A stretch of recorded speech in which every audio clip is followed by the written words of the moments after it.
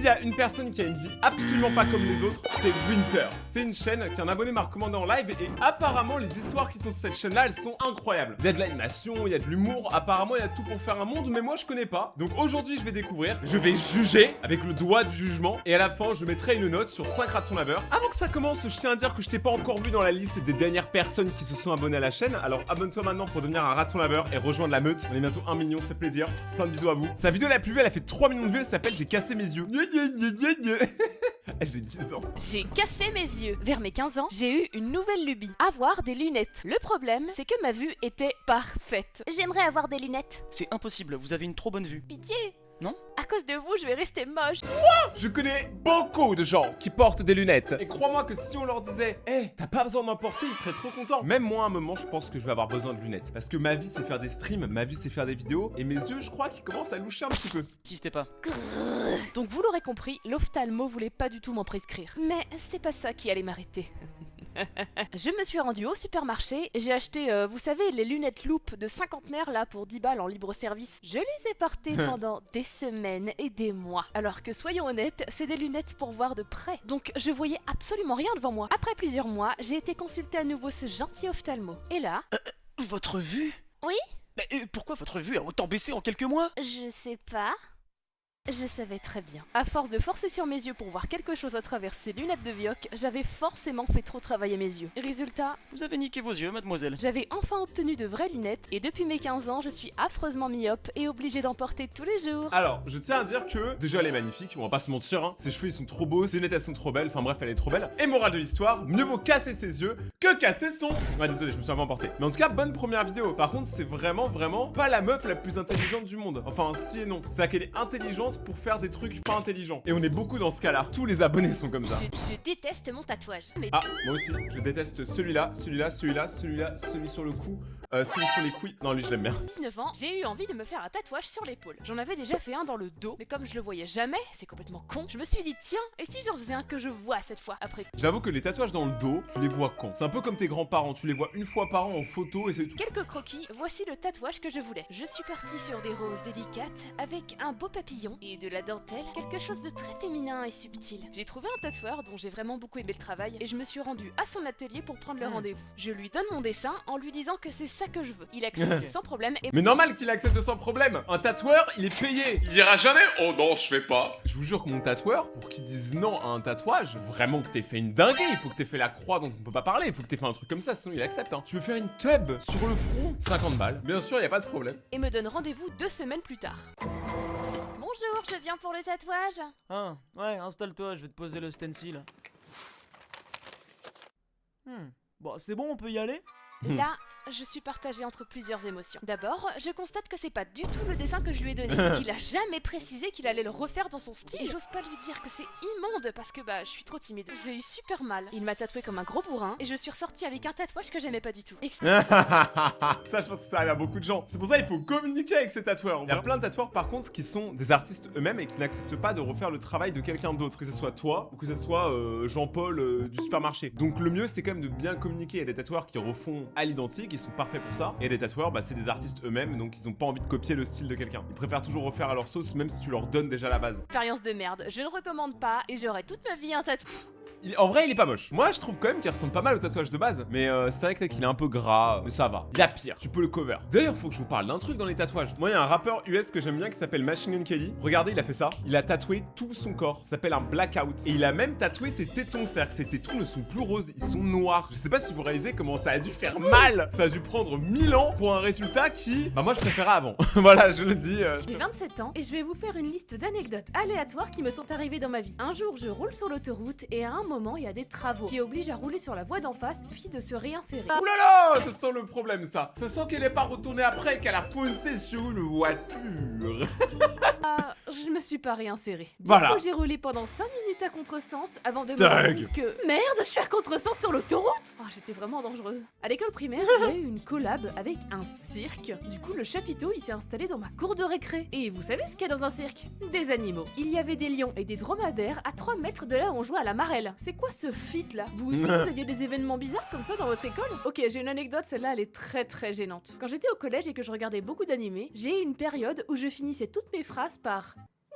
Du coup, ça donnait coucou les filles. Nia, ça va bien aujourd'hui? Nia. Ouais, c'est super cringe. Vous pouvez me juger, y a aucun souci. Ah mais on te juge, y a pas de problème, hein, ça on le fait bien avec volontiers. Hein. Ah, je te jugerai aujourd'hui, je te jugerai demain, je te jugerai sûrement le jour d'après. À 27 ans, t'as déjà fait trop de trucs aléatoires, faut te calmer un peu. Imagine quand t'auras 50. Oh là, je peux pas imaginer 50 ans. Vous imaginez Rayton à 50 ans. Vidéo suivante. La prochaine vidéo s'appelle J'ai été arnaqué. Si vous me connaissez, moi vous savez que ça m'arrive tout le temps. Un jour, j'ai été convoquée à la journée d'appel. Je fais la connaissance d'une fille qu'on va nommer Laura, qui restera avec moi jusqu'à la fin de cette journée chiante à en mourir. À midi, n'ayant pas emmené de quoi manger, Laura m'avança en me payant un menu. J'ai donc promis de la rembourser dans la semaine qui suit. On s'échange nos snaps et on se donne rendez-vous 5 jours plus tard pour lui rendre l'argent du repas du midi. Attends, y a un truc que je comprends pas. Mais tu payes pas ton repas du midi? La journée d'appel, tu vas à la cantine. D'ailleurs, moi j'étais trop content. Journée d'appel, cantine, il y avait des frites. Oh mais là, mais c'est trop bien. Franchement, la vie était tellement belle. Et le jour J, j'oublie de me réveiller et j'arrive 40 minutes en retard. Quand je la retrouve à l'arrêt de bus, je m'excuse 36 fois toute gênée. Oh mais est-ce qu'elle s'excuse? Elle fait je m'excuse, Nia. Le Nia, il va me tabasser. Et je vais appeler ma mère. Ça va, maman? Nia. Dans les 20 €. Elle les saisit et m'indique qu'elle doit rentrer chez elle assez rapidement. Je rentre chez moi également et d'un coup, je reçois un snap. Coucou Marina, désolée de pas être venue ce midi. J'ai une gastro de ouf et j'avais plus de batterie pour te prévenir. Ces mots résonna dans ma tête avant de comprendre que j'avais donné 20 balles à une totale inconnue. En fait, Laura, qui avait un physique très banal et moi ne l'ayant vu qu'une seule fois, la personne que j'avais rejoint le midi était quelqu'un d'autre qui lui ressemblait, a accepté mon argent sans broncher et s'est barré au plus vite avant que je remarque la supercherie. Mais c'est totalement normal en fait. Mais là, t'es surtout en train de dire que Laura c'est une grosse random quoi. T'es en train de dire que tout le monde pourrait être Laura. C'est-à-dire que moi, tu me vois dans la rue, tu penses que je suis Laura moi. Et bah, mon argent, tu l'auras pas. Franchement, elle est pas très douée cette meuf, hein. Pas avec elle que la France, elle va se relever, hein. Un jour, alors que j'étais en classe de 5e dans un collège catholique, j'ai Oh, osé punaise. venir avec des mèches roses dans les cheveux pour Trop stylé. Ça, c'est une meuf emo. Elle écoute du My Chemical Romance, Bring Me The Horizon, Green Day. Et ça, j'adore. la première fois. Très vite, je suis devenue le centre de l'attention. Tout le monde me regardait. Certains étaient amusés, d'autres dégoûtés. Le Dégoûté CPE d'ose. m'a alors interpellé devant tout le monde pour me réprimander. Le directeur est ensuite venu dans la cour, devant tous mes camarades. Il a dit: Tes parents sont au courant de cette excentricité. Tu as l'air d'un clown. Ce n'est pas esthétique et cela met tes camarades mal à l'aise. Alors déjà, Pépé il va se calmer, on va pas se mentir. Moi je suis quelqu'un qui soutient les artistes. Donc ça veut dire que si t'as envie d'avoir les cheveux roses, fais-toi les cheveux roses. Si t'as envie de te faire des tatouages, fais-toi des tatouages. Y a absolument rien qui dit qu'on n'a pas le droit. Et si c'est pas esthétique pour toi, c'est parce que peut-être t'as 50 ans frérot. Je défends beaucoup les cheveux colorés. Moi j'aime bien, c'est fun. Malgré ma réponse affirmant que mes parents étaient parfaitement au courant, il a décidé d'aller plus loin. Il m'a forcé à porter un sac poubelle sur la tête. Ah, dose. Écœurée par cette humiliation, j'ai séché les cours ce jour-là et j'ai été tout raconté à mes parents. Ma mère, outrée, a appelé le collège le lendemain. Elle leur a rappelé qu'il était écrit nulle part dans le règlement qu'une couleur de cheveux était interdite. Sa conclusion? Mon enfant fait ce qu'il veut avec ses cheveux,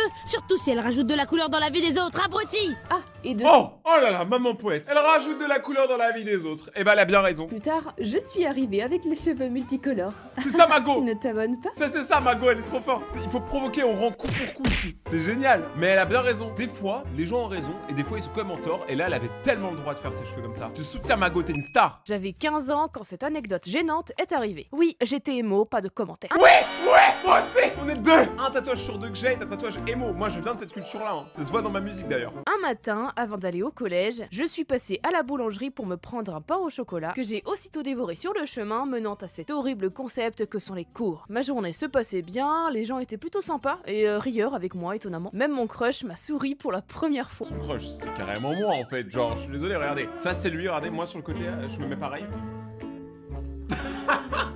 Le soir, une fois rentrée à la maison, je me mets à l'aise, je rentre dans la salle de bain, je tourne la tête et je croise mon reflet dans le miroir. Elle avait du caca sur le visage. Vous la voyez venir, hein? Le drame, quelque chose qui au fond de nous terrifie et qu'on évite par tous les moyens sous peine d'être absolument ridicule. J'avais du chocolat partout, c'est-à-dire autour de la bouche, sur les joues et même sur le nez, wesh. Alors, je sais pas comment t'as fait pour manger aussi mal, mais maintenant, je me dis, quelle honte. Je comprends alors que depuis le matin, en disant bonjour à mes camarades, en passant par la pause déj, mon crush qui pour la première fois me regarde et me sourit, les centaines de personnes que j'ai côtoyées dans la journée me voyaient leur parler au calme avec du chocolat étalé sur le visage. Et quelle trahison de constater que personne ne me l'a fait remarquer. Alors ça, je le dis, voilà, j'annonce publiquement, et je pense que tout le monde va être d'accord. Si moi, vous me voyez dans la rue et que j'ai un truc sur le visage très dérangeant, ça c'est ma tête, hein, c'est normal, mais bref, si j'ai vraiment des trucs sur le visage, dites-le moi. C'est comme si je pue, dites-le moi. Moi, ma copine, j'ai su que je l'aimais quand elle m'a dit tu pues. Mais c'est bien, il faut être honnête. Moi, je préfère quelqu'un qui me le dise que moi qui vais endosser le truc toute la journée sans le savoir. Alors que j'aurais pu l'éviter. Dites-le quand il y a un truc qui va pas, mais dites-le gentiment. Soyez pas des bâtards. En tout cas, pour l'instant, je vais pas dire, mais toutes les vidéos, elles sont incroyables. Je suis content de ouf. Un soir, un mec s'est présenté aux urgences. Ah putain, je me suis pété les doigts en lançant une boule de bowling. Starfou là, ça fait mal. Ça va faire trop La mal. boule de bowling qu'il avait choisie était trop petite et trop lourde pour ses doigts. Donc bah, il s'en restait coincé dedans quand il l'a lancée. Et ça a retourné tous ses doigts qui se sont pétés en 1000 morceaux. Oh, c'était pas joli à voir. Mais en vrai, le bowling, c'est un sport ultra chill. Tu es en train de me dire que chaque année, il y a des accidents de bowling. Je vais regarder, attendez. J'ai demandé à ChatGPT, est-ce que quelqu'un est déjà mort en jouant au bowling? Oui! Quelqu'un est déjà mort en jouant au bowling à Los Angeles. Mais c'est un sport de malade, en fait, le bowling. On pensait tous que le bowling, c'était chill, maintenant, j'ai plus envie d'y jouer. Vous ne le saviez pas, mais je souffre d'une maladie très rare. Ouais, ta maladie très rare, c'est un excès de talent. J'ai depuis ma naissance une maladie appelée enchondromatose, qui fait que Wow. j'ai plein de tumeurs et de déformations sur les os de mon petit corps. Je me Ah ouais tape des douleurs de fou tous les jours, du matin au soir. Ça me rend folle. Je dois vraiment me contenir pour pas péter les plombs et tout envoyer valser. Le truc, c'est qu'il n'y a pas de traitement comme il s'agit d'une maladie méga rare. Ouais, je suis un peu un Pokémon Shiny quoi. Du coup, la seule chose à faire, c'est de me gaver d'antidouleurs qui me shootent sa mère au quotidien. Et du coup, vu que je suis défoncée, bah j'ai aucune énergie et je culpabilise de rien pouvoir faire de mes journées. Ma thérapie, c'est de me plonger dans les jeux vidéo pour vivre des aventures par procuration. En ce moment, c'est beaucoup Starfield. Je souffre d'isolement. Je stresse comme pour un oral de bac à la moindre sortie et à la moindre interaction sociale. Les gens me font peur. En résumé, je suis bloquée dans un corps d'une personne de 80 ans alors que je rêverais de partir à l'aventure, découvrir le monde et de pouvoir accomplir plein de choses. Mais sinon, à part ça va. Je suis en vie. C'est une vidéo que je m'attendais pas, je pensais qu'on allait rigoler là, mais ok. Déjà, c'est ultra intéressant d'apprendre des maladies comme ça que personnellement je ne connaissais pas, je sais pas pour vous. Et j'aime bien le côté qu'elle ait quand même envie de se battre, alors que moi personnellement je détesterais la vie. Hein. Déjà que personnellement j'ai pas des gros problèmes de santé, mais j'ai vraiment l'impression de subir la vie. Mais je me dis quelqu'un comme ça, tu vois, c'est encore pire. Et pourtant elle arrive quand même à garder le sourire. Ça c'est motivant, c'est sport, bien joué. C'est bien Mago, t'es chaude. Enfin t'es forte, voilà, t'as compris. Et oui, t'as un Pokémon Shiny. Parce que tu shines dans nos cœurs. Un jour, un enfant débarque aux urgences avec un air de chien battu. J'ai mal au nez. Quand il respirait, on aurait dit le bruit d'un tracteur. Le médecin sort sa lampe, Et la met dans son nez. Et il voit son cerveau. regarde dans son nez et trouve un foutu Lego coincé dans sa narine. Pas un tout petit, non, un vrai gros morceau de plastique. Petit, depuis quand c'est dans ton nez? 3 semaines. 3 semaines? Mais pourquoi t'as rien dit? Bah, je pensais qu'il allait tomber tout seul. Donc 3 semaines à respirer comme un aspirateur en fin de carrière. Finalement, le médecin réussit à retirer le Lego et avant de partir, le gamin a demandé Je peux le récupérer pour finir ma maison? Eh, le gamin il ira loin dans la vie, hein, vous savez pas. Hein. Genre, ce genre de personnes, c'est soit des personnes qui vont sauver le monde, soit des futurs psychopathes. Il y a deux choix. Il y a deux portes, faut choisir la bonne. Mais j'espère qu'il a réussi à finir sa maison. Un gars est venu un jour avec la bouche grande ouverte. On comprenait rien à ce qu'il voulait nous dire, alors il nous l'a écrit sur un papier. En fait, le matin en se réveillant, il a bâillé et sa mâchoire est restée coincée en position ouverte. Impossible de la refermer. Oh, l'urgentiste, il a dû T'imagines, t'as un mec, il arrive, il vient te voir, il est comme ça. Ah! forcer l'os à bouger. Genre, il est monté sur le gars et appuyé sur sa mâchoire comme un bourrin. Bon, en vrai, ça l'apprendra à fermer sa gueule. Plaisante. Aux urgences, on voit de tout. Mais là, ça nous a pris par surprise. Un gars arrive aux urgences, donc, avec une couverture qui cache quelque chose. On s'est dit qu'il allait sortir un flingue, on a eu peur. Mais vous avez cru que vous étiez à Los Angeles ou à Gotham City? Calmez-vous. On n'est pas sur un terrain de bowling. Il nous regarde longuement et lâche. S'il vous plaît, est-ce que je pourrais voir un vétérinaire de garde? Et là, tu réalises que le mec pensait vraiment que les urgences, c'était genre open bar pour humains et pour animaux. Il soulève la couverture et c'était un hérisson blessé. Oh. Et vu la sincérité dans son regard, difficile de lui dire que son petit hérisson blessé n'est pas exactement notre domaine d'expertise. Le type, il est persuadé qu'il y a un toubib prêt à recoudre les animaux blessés à toute heure. Après plusieurs tentatives de lui expliquer, on lui a conseillé d'appeler une association pour les animaux. Bon, c'était adorable, faut le dire. On lui a quand même mis une petite compresse, le pauvre, il était trop chou. À croire que son hérisson, il avait la carte vitale. Bah, en vrai, moi je dis, il faut sauver le hérisson. Hein. S'il y a l'occasion, faites-le. Parce que là, ils pensent trop, les animaux, c'est des êtres forcément inférieurs qui ont une vie qui sert à rien. Mais pour moi, les animaux et les humains, c'est pareil. Hein. Un ado arrive aux urgences un jour, la langue super enflée, à quasiment plus pouvoir parler. En fait, il voulait se faire percer la langue sans l'accord de ses parents. Il a alors eu l'idée du siècle. Il allait simuler le piercing avec des aimants. Oui, des aimants. Le cerveau, aussi gonflé que sa langue à ce moment-là... Bah, en vrai, c'est pas le truc le plus stupide. Logiquement, ça tient les aimants. enfant. C'est vraiment pas bête. Et comme ça, il a même pas besoin de percer. En vrai, peut-être que ça a fait des problèmes après, mais l'idée de base n'était pas stupide. Eh, carré, 2 aimants, je colle ça de chaque côté de la langue, et voilà, un faux piercing 100% réversible. Ah, j'ai vraiment d'être ça, chacal. Il est Les chaud, hein. aimants se sont pas juste collés, non. Ils se sont littéralement soudés entre eux, traversant sa pauvre langue. Et là-dessus, l'infection s'est invitée à la fête, transformant sa langue en un gros steak haché charal. Plus le temps passait, et plus il pouvait à peine baragouiner des sons incompréhensibles. Résultat, une douleur de dingue pour un look qui n'aura duré que le temps d'un aller-retour aux urgences. Non mais en vrai, vous êtes en train de le tracher alors qu'il est super malin, hein. Je le défends comme si c'était moi. En fait, c'était moi depuis le début, regardez ma langue. Il a cassé sa langue, tout à l'heure elle a cassé ses yeux, mais c'est quand quelqu'un vient me casser le... Mais la meuf, elle a trop d'anecdotes de ouf par contre, hein. En fait, c'est trop bien de bosser à l'hôpital. Tous les jours, t'as des fous furieux qui arrivent avec des problèmes que t'as jamais vus. Un jour, une dame débarque aux urgences en mode paniqué. J'ai une lentille de contact coincée derrière l'œil. On la prend alors en charge, on commence l'examen, on lui demande de regarder dans tous les sens pour essayer de repérer la lentille. Et là, en la retirant, on ne tombe pas sur une, pas sur deux, mais 6 autres lentilles qui avaient élu domicile derrière son œil. Oui, 6, vous avez bien entendu. Mais attendez, je suis en train de penser à un truc. Bon déjà c'est dégueulasse, ça me fait peur. Vous voyez des fois, on a des cils dans les yeux. On frotte, ils partent. Est-ce que vous pensez que tous les cils ils sont bloqués derrière nos yeux? Toutes les poussières qui sont dans nos yeux là, ils sont derrière? Parce qu'en ce cas là, on doit avoir un sacré tas de poussière. Au fur et à mesure, on les empile comme des jetons de poker, pendant qu'elle, abasourdie, devait se dire chaque matin qu'elle perdait ses lentilles, alors qu'en vrai, elle portait un putain de millefeuille de lentilles. Quand on lui a tout retiré, elle a promis qu'elle ne porterait plus que des lunettes à l'avenir. Putain, mais autant de lentilles pour même pas voir bien, ça vaut pas le coup. Un jour, une femme surgit aux urgences, tenant une petite fille dans ses bras, comme si elle venait de sortir d'un film catastrophe. Mais je suis désolé, mais moi je vois une femme comme ça arriver avec un enfant, je sais pas si c'est l'enfant ou la femme qui a un problème. Au secours, ma fille! Elle va très mal! Ça fait 2 heures qu'elle convulse! Elle a 42 de fièvre! Bon, 42 degrés déjà, on se méfie. À cette température-là, on cuit un rôti, pas une enfant. La petite s'assoit, sort sa peluche et murmure. On va rester combien de jours cette fois? On l'examine, elle est un peu faible et déshydratée. Et le médecin urgentiste remarque quelque chose d'étrange. C'est la 6e visite de cette mère en 2 semaines. Il y a un point commun à chaque épisode. Les symptômes commencent après le goûter, et le goûter vient toujours de maman. On commence à se méfier. On isole Juliette en la gardant sans contact avec sa mère pendant 24 heures. Et devinez quoi?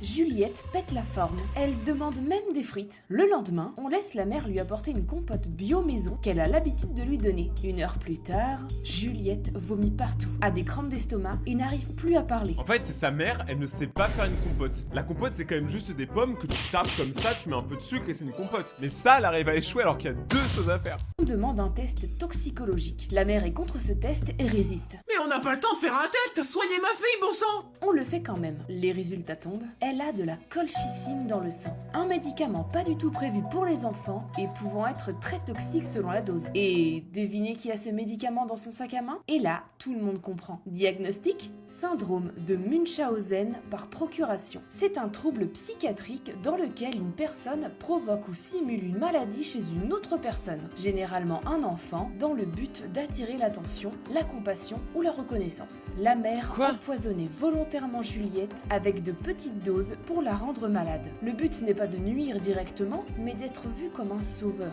Genre la pauvre maman forte face à la maladie de sa fille. On vérifie et effectivement, bingo. L'enfant a fait le tour des hôpitaux de la région et en a fait 15 en l'espace de 2 mois. Les diagnostics changent à chaque passage, mais la mère, elle, est constante. Toujours très convaincante, toujours très dramatique. Juliette a été placée en sécurité et la mère a été prise en charge en psychiatrie. Moralité, parfois, la maladie n'est pas dans le corps de l'enfant, mais dans l'esprit de l'adulte qui l'accompagne. Ou dans la compote. Il est vraiment malsain ce syndrome. Qu'est-ce que vous en avez pensé? Je suis choqué. Ce genre de syndrome, ça existe. Enfin, je sais pas, moi ça me choque de fou que la mère, elle ait fait ça plusieurs fois et qu'elle ait continué de le faire. Enfin, elle est où la mère aujourd'hui? C'est de la cruauté sur un enfant, non?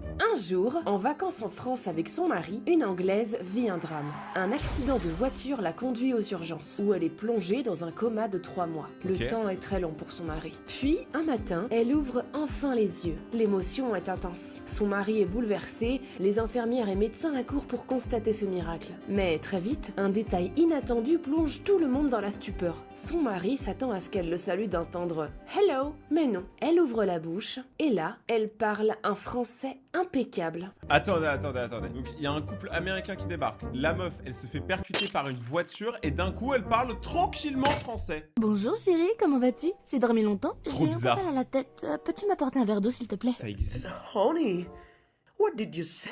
Un français si parfait qu'on dirait qu'elle a été élevée à Ivry-sur-Seine, la meuf. Elle parle avec une fluidité impressionnante, sans aucune hésitation. Sauf qu'il y a un problème, elle ne parle plus un mot d'anglais, sa langue maternelle. Son mari, qui maîtrise à peine bonjour et croissant, est totalement perdu. Les médecins, intrigués, se lancent dans des examens approfondis. Verdict, un cas très rare du syndrome de l'accent étranger. L'accident a en fait réveillé une zone de son cerveau qui avait stocké de lointains souvenirs de cours de français, appris à l'école mais jamais vraiment utilisés. Vous savez que par exemple, une femme qui a été victime d'un AVC s'est réveillée avec un accent italien. Il y a aussi un... Mais moi, attendez, mais imaginez, il m'arrive un truc. De toute façon, je me réveille et j'ai un accent comme ça et c'est incroyable. Et toutes mes vidéos, je les fais à l'italienne. Ce serait incroyable, pas Sponzani. C'est super rare comme truc. C'est pas vrai si tu le vis bien parce que d'un côté, t'apprends quand même toute une autre langue d'un coup, mais d'un autre côté, tu perds la tienne. C'est chaud, hein. Footballeur frappé à la tête qui s'est lui aussi réveillé de son coma en parlant couramment espagnol. Pendant 2 semaines, elle continuait de s'exprimer uniquement en français. Les conversations avec son mari devaient être traduites par des infirmiers ou via des applications. Elle vivait dans une bulle où le français était devenu sa seule langue, au point de commander des cafés comme une parisienne aguerrie. Ouais, salut Thierry, tu mets un macchiato au lait d'avoine avec du sucre d'agave s'il te plaît? Merci beaucoup. Puis, progressivement, son cerveau a commencé à faire marche arrière. Le français disparaissait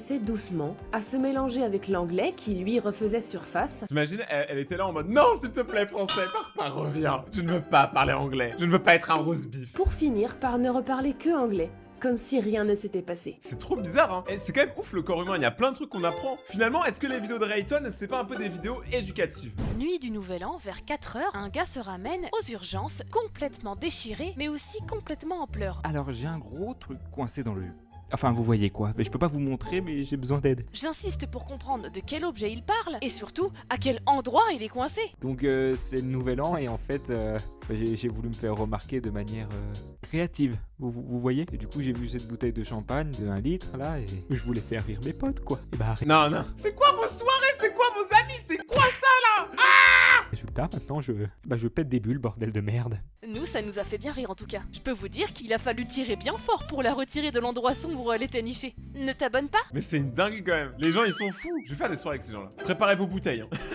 Au collège, il y avait un beau gosse de qui j'étais tombée in love. J'ai jamais osé aborder ce sosie de Sasuke Uchiwa. Non, vraiment, il lui ressemblait. Parce que j'étais trop timide. Un soir, avant de quitter le collège, ce garçon regarde vers moi et dit « À demain !» J'étais choc barre. Non mais vous vous rendez compte? Genre ce dieu grec s'adresse à moi? J'ai passé tout le trajet du retour à avoir un sourire de grosse niaise. Le soir, dans mon lit, je me dis que ce « À demain !» était une porte ouverte. Et que je devrais en profiter pour lui demander d'être mon copain. Et je me suis endormie La meuf, elle a vraiment beaucoup d'imagination, hein. Je sens qu'elle a lu beaucoup de mangas. D'être mon copain. Et je me suis endormie avec cette idée de zinzin en tête. Je me réveille le lendemain. C'était une très belle journée ensoleillée. Vraiment propice à aller déclarer ma flamme à Sasuke. Je le croise dans la cour de récré. Il me dit « Hey, salut !» Oh mon dieu, c'est le moment, ça y est. Salut, je voulais te dire que je te trouve vraiment cool. Tu veux sortir avec moi? Tout ça sans bégayer. J'allais te le proposer. Je t'ai remarqué depuis longtemps, tu sais. Alors, sortons ensemble, ma jolie. Je me suis sentie comme dans un film romantique. Je sais pas pourquoi, je sens qu'il va y avoir un problème, un gros problème. Le temps s'est arrêté. C'était si beau. Bref, la journée se passe, je suis aux anges, je chouine de joie comme une golemon. Bon, je rentre chez moi, je fais dodo. Et le lendemain, je me réveille trop contente d'être en couple. J'arrive au collège, j'aperçois Sasuke, je m'approche de lui pour l'embrasser. Elle a faim, hein. Je vais pas dire depuis tout à l'heure, c'est elle qui fait tous les premiers pas, hein. Moi je le dis à toutes les filles qui regardent la vidéo, faites le premier pas, hein. Pour nous les garçons, on en a marre, c'est toujours nous on le fait et on se mange quasiment que des recales. Les filles, faites le premier pas, vous avez un taux de réussite de 98%. Et... Ah, mais dégage, qu'est-ce que tu fous? Hein? Mais on sort ensemble donc je te fais un bisou. Mais t'es folle, jamais de la vie on est en couple, vire de là, t'as rêvé ma vieille. Effectivement, c'est ça, le twist fou de l'histoire. Tout ça n'est jamais arrivé. J'ai juste tellement bien dormi que mon rêve était en 4K Dolby Digital Full HD réaliste. J'ai totalement rêvé la journée où on s'est mis ensemble. C'est bon pour vous? Ah, et d'ailleurs, le fameux « À demain !» était en fait adressé à quelqu'un derrière moi. Je me suis ridiculisée devant tout le monde et on a passé le reste de l'année à s'éviter. Et vous avez des... Oh non, c'est dommage, par Sasuke, il a vraiment pas d'humour, hein. Parce que moi, clairement, sur un malentendu comme ça, je serais sorti avec la meuf. Un jour, je me promène dans le centre-ville de Nantes et là, au loin, j'aperçois des gens en train de condamner chaque passage qui mène en dehors de la place. Et les commerçants fermaient leurs portes. Je vois les gens s'en aller en courant. Je suis censée faire quoi là? C'est Battle Royale, c'est la purge. Dans ce petit rond-point, le dernier survivant gagne. Il gagne Un tacos, c'est tout. Me lever pour partir, ils avaient fermé toutes les rues, sauf celle à ma droite et à ma gauche. Alors dans celle de droite arrive une troupe d'au moins 30 personnes de forces de l'ordre, et dans celle de gauche, une armée de casseurs armés jusqu'aux dents. Les deux parties marchent l'un vers l'autre, et moi, je suis au milieu. J'étais au mauvais endroit, au mauvais moment. Moi je dis j'aurais rejoint les casseurs, et j'aurais cassé tout. 3, on attaque. Oh merde. 1, Non, pitié. 2... Il a même pas le temps de finir qu'un casseur a lancé un projectile sur la foule. Et c'est ainsi que la grande guerre ninja débuta. Ça hurlait, je voyais plus rien à cause des fumigènes. J'entendais juste le bruit de la foule et des trucs atterrir à mes pieds. Après 5 bonnes minutes à m'en prendre plein la gueule, quelqu'un m'attrape et me hisse quelque part. Hé, mademoiselle, rien de cassé? J'étais chez un opticien. En me voyant chialer au milieu de la foule, il a réouvert sa porte et m'a récupéré tel un chevalier sauveur. Mais c'est horrible, ça craint Nantes. Genre à Nantes, il y a des trucs comme ça. Moi les Nantais, je pensais que c'était des gens chill. En plus, ils ont un super skatepark. Je suis dégoûté. Bon. Il est l'heure de la note sur la chaîne de Winter. Enfin, c'est Winter 7 là, mais je sais pas comment ça se prononce, le 7? 7? Non, pas cette fois. Donc si je dois mettre une note à cette chaîne, je vais mettre la note de 5 sur 5. Voilà, directement, je vous le dis. Déjà, 1, parce que c'est une ancienne émo et que moi, ça me va complètement. De 2, j'aime bien les animations et le style de dessin. Je trouve que les histoires sont intéressantes, très bien expliquées et drôles. Le contenu est régulier et original. La meuf, ça sent, elle a envie de faire ça, elle a de l'âme, tu vois. Et ça, c'est assez rare sur les vidéos. Et j'aime bien son chibi. Donc 5 sur 5, ça me paraît complètement honnête. J'ai adoré cette chaîne. Très bonne découverte. Ça m'a bien refait ma journée. Abonnez-vous à sa chaîne maintenant. Vous pouvez aussi regarder mes autres vidéos juste là si vous voulez passer un moment Nutella. Et me suivre sur Instagram si c'est pas encore déjà fait. Je vous conseille parce que je fais des photos sympas. Venez sur Insta là. N'oubliez pas de rester vous-même. C'est comme ça que je vous aime. Et on se retrouve dans 2 jours pour une prochaine vidéo. C'était Rayton. Ciao.